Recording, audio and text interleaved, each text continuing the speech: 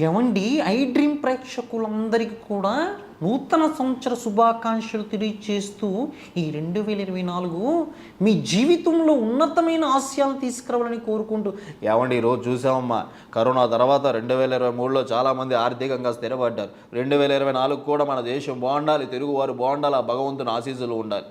జై శ్రీమన్నారాయణ.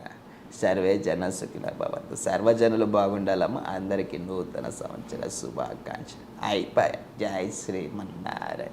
నమస్కారం. ఆరోగ్య సూత్రాలకి స్వాగతం. ఏమండి 2024 బాగుండాలంటే మంచిగా తినాలి, కూల్ డ్రింకులు తాకండి. 2024 ఆకులు తినండి, పళ్ళు తినండి, తినాలి. గన్నేరు పప్పు తినొద్దు. జీవితంలో మనిషి ప్రతి సంవత్సరం గడుపుతున్నాడు అంటే తనకంటూ ప్రతి సంవత్సరానికి ఒక ఆశయం పెట్టుకోవాలి కదా. 2023 గడిచిపోయింది. 2024 ఏం చేయబోతున్నావు? Yes are no? నేను అదే చెప్పాను తమ్ముళ్ళు. అదే మాదిరిగా చూస్తే ఆ రకంగా ముందుకెళ్ళి